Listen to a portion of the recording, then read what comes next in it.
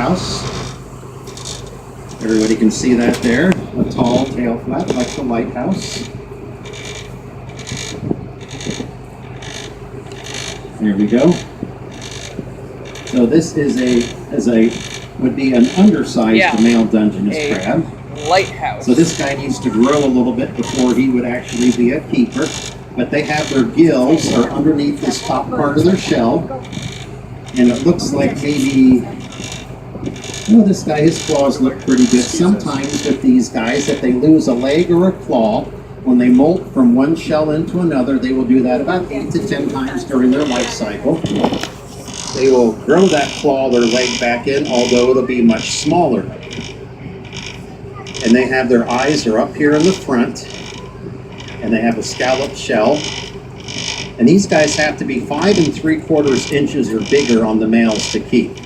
So we have a little measuring tool here that would determine that. And they have little horns on either side here, and that's where you would measure this. And you can see that this guy is definitely not a keeper. And this male in here is just right at, being a keeper, maybe just a tad shy. So I'm going to turn this one over here. And don't handle it yet until I let you guys know. So I'm going to go ahead and grab the female out of here.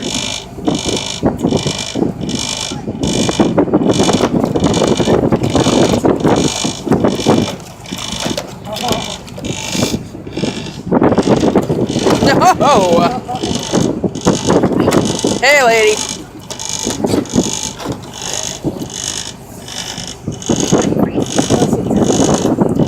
Okay, can you get down? Can you step down for me, please? Thank you. So she was a little feisty. Well, these guys are feisty. I just pulled these guys out of their home. So if I went into some of you guys' home and pulled you out, you might get a little upset with me. And again, maybe you wouldn't. I bet your parents would be upset with me. So these guys are going to be out of the water for about 2 to 4 hours. Not today, but that's how long they could stay out. So this is a female. You can see she has a much wider tail flap on the bottom there. That's where she would keep all her eggs in there when she has them. And there are frilly appendages in there underneath. And every year she can hold up to 1 million eggs in underneath that tail flap. So what's the reason we throw the females back? So they can breed more? We want more crabs, so I'm going to set her down. So this is the way that I like to hold them, is we call this the ping pong paddle technique. A thumb and a middle finger, and then your index finger across the back. I know some of these kids look at me, what's ping pong, Thomas? Come on. It's an old game. People play ping pong nowadays. Still play ping pong? Okay. Yeah. So I'm going to set her down. But you remember, even though they seem like they're relaxed, do not put your fingers there.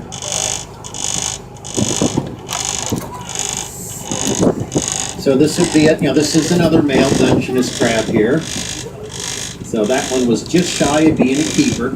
But if, somebody else, those guys that were crabbing in the bay today, they could keep 12 males 5 3/4 inches or bigger every day if they got the proper permits, gear, and bait. So this is good for all different crabs in Oregon, Washington, and California. It'll grow that back. And That's good. And we are catch and release here.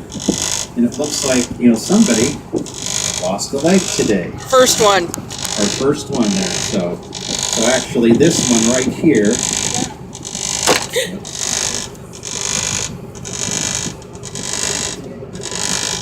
Oh dear.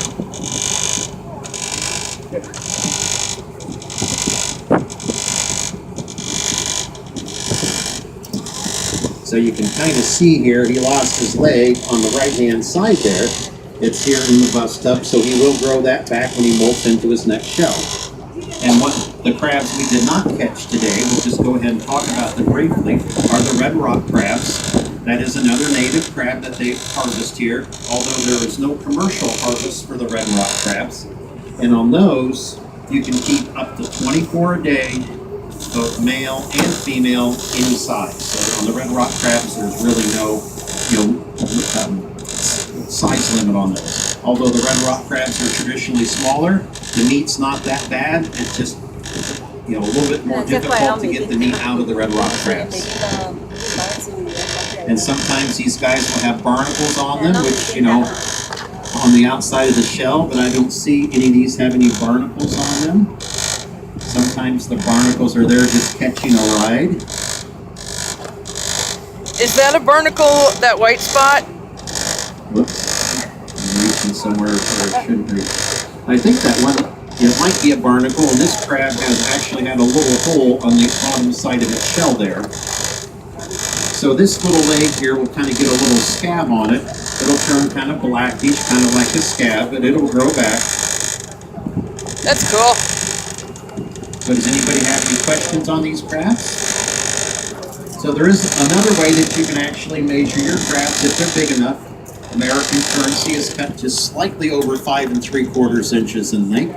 So you could pull out some money and measure that for, yes, I know, from the horn. See what happens when I put my finger down there? Yeah. So these horns are right here on either.